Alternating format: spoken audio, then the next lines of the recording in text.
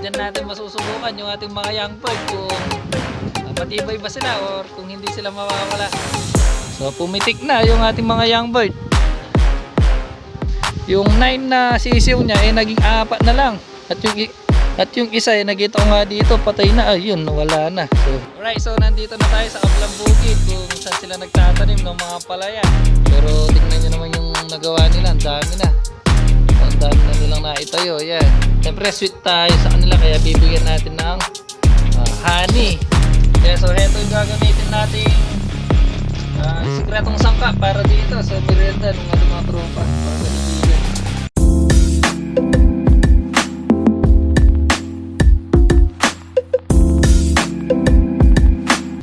Alright, so ayan, magandang araw po sa inyo lahat. So ayan, tanghali na naman.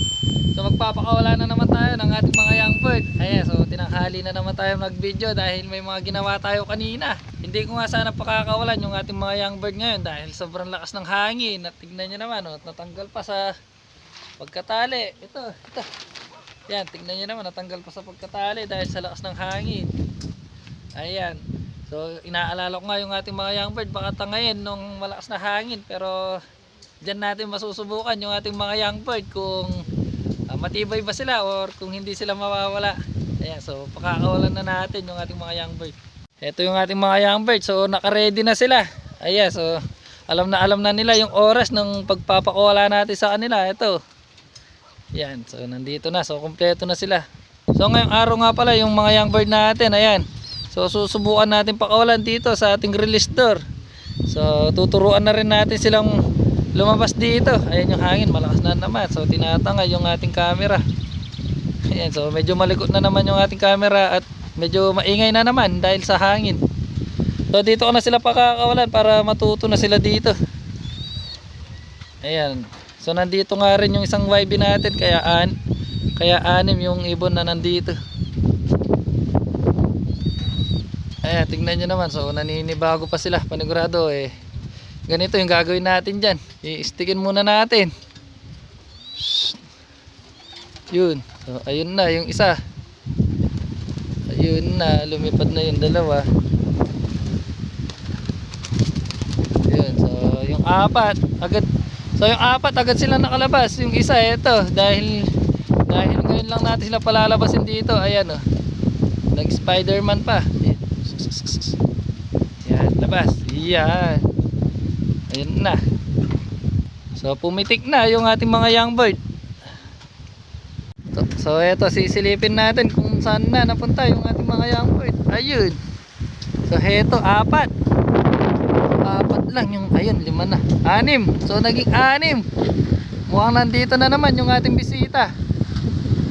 Yan o, tignan nyo naman kung gaano kalakas yung hangin dito. Yung pinakatagip ng ating mga breeder, ayan, tinatangay. So mamaya ilalagay natin yan para hindi masyado nabubugaw yung ating mga ibon. Yan, so ngayon tingnan muna natin yung ating mga young bird. Yan. Ayun, so heto yung isa. Eto, so nandito na yung isang young bird natin. Ito pa yung pangalawa. Ayun, may kasama pa silang puti. Eto, so may nakasama silang isang puti. Ayun oh. So yan, tinatangay nga sila ng hangin. Yan. So haba lumilipad yung ating mga young bird ay itatali ko muna to para hindi sila nabubugaw o hindi sila nagugulat. Yan na, so wala pa yung ating mga young bird. So, yung ating bisita, eto, nandito na naman. Yan, so ayun yung ating mga young bird. So nandyan pa yung kanilang kasama na kulay puti. At yung bisita natin, eto, nandito rin. So kasama. Yun o. Yun, so dumapo na naman dito yung ating bisita. Ayan, ang taas ng ating mga ibon. So hirap sila lumipad dahil sa lakas ng hangin. Kaso di na sila masyadong kita sa ating camera. Hindi na sila kayang i-zoom. Saan na? So lumayo na naman. So yung dalawa ay nandito na. Ayun yung tatlo, nandun pa, lumilipad. So ang nandun nga niyan yung ating bisita. Tsaka may kasama silang isang puti. So hindi sa atin yun. So hindi sa atin yung dalawa pala. At update nga pala dito sa ating mga alagang manok dito, yung may sisiw. So mamayang gabi ay maglalason tayo ng daga dahil kaninang umaga pagkakita ko dyan, yung 9 na sisiw niya ay naging 4 na lang. At yung isa ay nakita ko nga dito patay na, ayun wala na. So hinakot na ng daga. So yun nga, mamayang gabi maglalason tayo ng daga, baka ubusin yung ating mga sisiw dito. Yan, so 3 na yung ating mga young bird na nandito, ayun na yung isa. So 3 na. So 2 pa yung kulang. Yan yung 2 bluebird natin. Wala pa.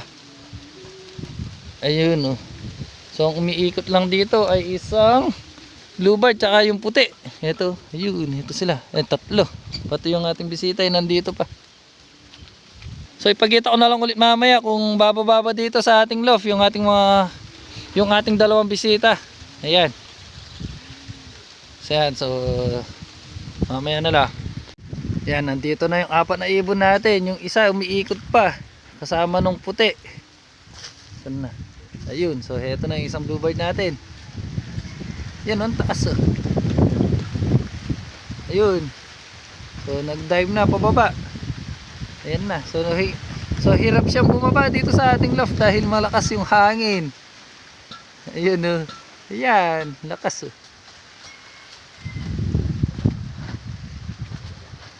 Medyo matibay-tibay na to sa liparan dahil nasa 2 weeks na yata sila lumilipad dito. Ayan na, ayan na. So ito na. Ayun, so kumpleto na yung ating mga young bird. So hindi bumaba dito yung ating mga bisita, yung 2. Yan, dahil kumpleto na yung ating mga young bird, magpapahinga na tayo. So mamaya naman pupunta tayo doon sa kabilang bukid. So tingnan natin kung ano na yung natapos nila doon. So hindi na nga tayo nakapunta at nakatulong doon, kaya mamaya bibisita na lang tayo doon. Ayan. At mamayang gabi nga, ayun, so maglalason tayo ng mga daga dito. So inubos yung mga sisiw nitong alaga nating manok. Ayan, so nakalima na sila. Ayan, nakalima na. So 4 na lang yung natira dito. Ayan. So ayan, tignan nyo naman oh. So pauwi na nga sana tayo nang biglang may narinig tayong kumalabog. Ayan, so natumba na naman yung 2 saging natin dito. Ayan oh, nadamay pa yung bakod ng ating mga alagang bibi. So sumandal sila dito sa bakod. Kaso ayan oh, pati yung bakod natin natumba. So panigurado yung mga alaga natin bibi mamaya niyan ayan, makakawala na dyan. Kaso hindi naman, pero okay lang yan, hindi naman yan lalayo. So, hindi naman nga lumalayo yung ating mga alagang bibi dito. At yung ating bisita nandito pa. Ayan, so sayang yung ating mga tanim na saging. Ayan oh, tignan nyo naman malapit na sila maubos. So ayan, 3 na yun dito. Tapos yung dito pa yung 3. Ayan, dahil sa lakas ng hangin, ayan, nagtutumbahan yung mga tanim natin dito. Ayan, pati ito malapit na to. Ayan, sumasayo na dahil yung kanilang pinakaugat tingnan nyo, nakalitaw na sa lupa. Kaya siguro madali lang sila matumba. Ayan, tapos samahan pa ng malakas na hangin, kaya ayan, natutumba. Yan, at yung ating mga young bird nandito na sa may bubungan. Ayun, so 5 lang yun nandito. So yung bisita natin kanina gustong dumapo dito sa bubungan. So gusto mag-isali dito kaso di siya makababa dahil ayan nga sa lakas ng hangin. Tapos nandito pa tayo, so kaya nag-aalangan siya bumaba kanina. Ayan na yung ating mga young bird. So kumpleto na, ayun yung isa. So balikan na lang natin mamaya. Alright, so nandito na tayo sa kabilang bukid kung saan sila nagtatanim ng mga palaya. At heto na yung mga nagawa nila, ayun oh. Ayan, so ang dami na nilang naitayong mga kawayan. Ayan, so heto ipapakita ko kung gaano na karami. At ayan oh, tignan nyo naman oh. So ang dami na ng mga naitayo nilang mga kawayan. Ayan. So magmula dun sa pinakadulo hanggang dito. Ayan, so lahat ng yan naitayo na nila. So ang bibilis magtrabaho ng mga tao dito. Ayan, at yung mga tanim na, at yung mga tinanim nga nating mga ampalaya nun malalaki na. Ayan, so tignan natin. Ayan oh. So tubo na. So panigurado lahat ng mga ampalaya na yan darating ang araw uusbong yan. Ayan, so tingnan yung mga kawayan na ginamit. Ang lalaki oh. Yan, di ba? So ang bilis nga magtrabaho ng mga tao dito. So ilang araw nga tayo hindi nakapunta dito, nakatulong sa kanila dahil ang dami nating ginagawa. Ayan, pero tingnan nyo naman yung nagawa nila, ang dami na. So ang dami na nilang naitayo, ayan. Ayan, so siguro mga ilang araw lang matatapos na to at mailalagay na nila yung pinakabaging sa taas na ganyan. Ayan, so medyo matrabaho nga yung pagtatayo nito dahil ano yan, yan yung aakyatin ng mga ampalaya. Pero ayan sa kanila parang minamani-mani lang nila napakadali lang sa kanila. So pumunta nga tayo dito para sana magkita yung mga nagtatrabaho tsaka para makatulong. So kanina nga habang papunta na kami, nagkasalubong na kami. Ayun, so pauwi na sila. Kasi nga alas 5 mahigit na. Ayan, so oras na kaya nagpahinga na sila. Tayo naman papunta pa lang. At ayan yung panahon dito. Ayan, maaliwalas yung panahon at mahangin. Hanggang ngayon mahangin pa rin. Pero kahit umuwi na sila pumunta pa rin tayo para makita yung mga ginawa nila. Pero ayan nabilib tayo dahil ang bilis nilang magtrabaho. Ayan, ang dami na nilang naitayo or ang dami na nilang nagawa. Tsaka masarap magtrabaho dito dahil presko, tapos ganyan pa yung makikita mong tanawin. Ayan, ang ganda. Tsaka hindi ka tatama rin magtrabaho. At mamaya nga pala pag uwi natin ay isi-set up na natin yung trap natin dun sa mga daga. Ayan. So kailangan na nga natin gawin to dahil maubos yung mga sisiw ng mga alaga nating manok. Ayan. So buti nga nung nandun yung mga ibon natin ay hindi nila naisipang galawin yung mga inakay. Kung hindi kawawa yung mga ibon natin. Ayan. At mamaya papakita ko kung ano yung gagawin nating setup na pantrap sa kanila. Ayan. So uuwi na rin tayo dahil wala nga tayong kasama dito. Tsaka para hindi na tayo gabihin. At ayan. So papakita ko muna yung nasa likuran ko. Ayan. Nawala yung bundok. Ayun. Ayan. So uuwi na tayo. So ayan, madilim na nga at alas 7 na ng gabi. So magtitimpla na tayo ng merienda para dun sa ating mga kaibigan. So tara, samahan nyo ako at magtitimpla na tayo. At ito yung gagamitin natin na pamerienda para sa ating mga kaibigan. Ito. So siyempre sweet tayo sa kanila kaya bibigyan natin ng honey. Tapos itong isa naman bagoong. Ayan, bagoong isda. So hindi ko napapakita yung mga pangalan. So hindi naman kasi tayo endorser. Ayan. So dalawang klase yung gagawin natin na merienda nila. So ito nga yung honey na ginagamit natin sa ating mga ibon. Ayan, siyempre pinapakain din natin ng honey yung ating mga ibon na inaalagaan. At yung isa naman itong bagoong. Itong bagoong isda. Yan. Siguro yan, pwede na yan. Basta magkalasa. So siyempre mix na natin yan. So yung kamay ko tingnan nyo naman. Dahil sa init lalo na tayo ng itim. Pero normal lang yan kasi nasa tayo. Nasa trabahong bukid tayo Huwag nyo nang pasinin yung kulay. Yan, siyempre mix natin yan. Yan, so ito nga yung bagoong. Tapos ito naman yung sa honey. Pero kulang pa, dagdagan pa natin ng kaunti. So tingnan natin kung ano yung magugustuhan nila sa dalawa. Yan. Yan, dami niyan. So napaka-special talaga ng mga kaibigan natin 'yon. So pinaghanda pa natin sila ng masarap na merienda. Yan. So okay na muna to. Yung lalagay nating sikretong sangkap doon na lang natin ilalagay kasi baka may matapon dito at makain ng ating mga alaga dito. Yan. So hindi natin binibigyan yung mga alaga natin dito na meriendang ganito. So pupunta na tayo sa ating breeder loft para doon na natin ilagay yung ating sikretong sangkap. At ayan, so pupunta na tayo sa ating loft. Ayan So ayan, kung makikita nyo madilim na. Ayun yung ilaw. Yan, so malayo pa tayo sa ilaw ng ating loaf. Yan, so nakarating na tayo.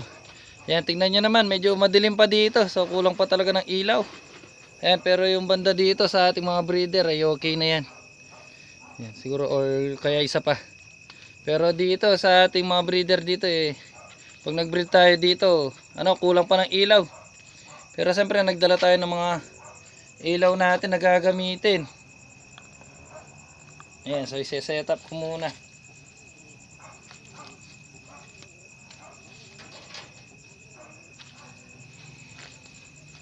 Yan.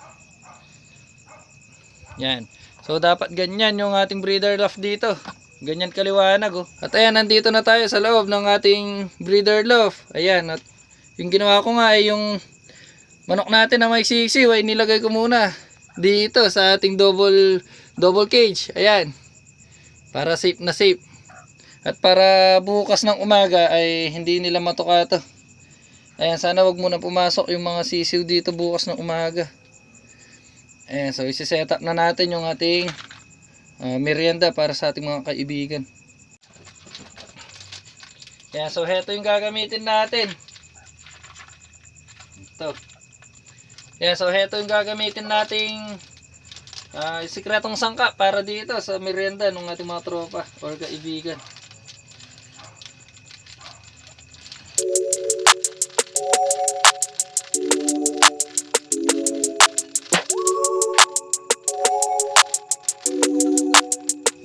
So kanina nga pala kumuha ako ng gloves para sana pag nilagay natin to may protection yung ating kamay, kaso nakakalimutan ko pala sinuot. So mamaya pag naghugas tayo hugasin na lang natin ng maayos yung ating mga kamay. Ang inaalala ko pala ngayon yung mga sisiw bukas niyan. Bukas ng umaga. So sana hindi nila makain to. Or mas maganda, maaga tayo magkising para agad natin tanggalin to. So pwede na to. O dagdagan pa natin ng konti. Yan. Pwede na muna to. I-mix muna natin. So napaka-special talaga ng ating mga kaibigan. So pinaghanda pa natin sila ng merienda. Para mamaya pag bumisita sila dito sa ating loft, may makakain sila. Yan, siguro pwede na to. So napaka-special talaga ng mga tropa natin. Pag naubos nila to, panigurado, sa loob ng 3 araw, mangangamoy dito, mangangamoy Victoria's Secret. Ayan,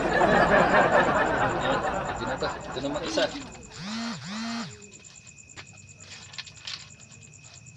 Dapat pala dinagdagan pa natin ng kaunti para mabusag yung ating mga kaibigan.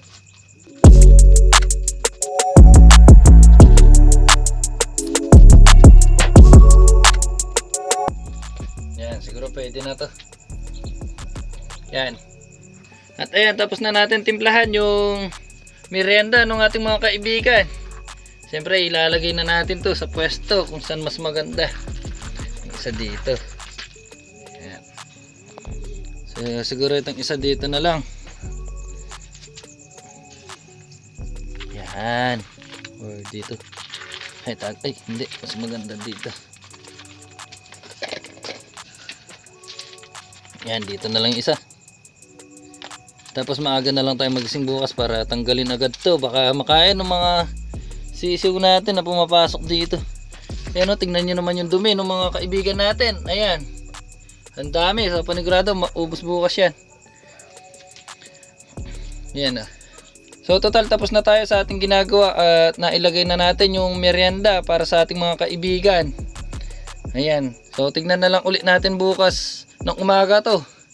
Ayan, so dito ko na rin tatapusin yung video natin ngayong araw.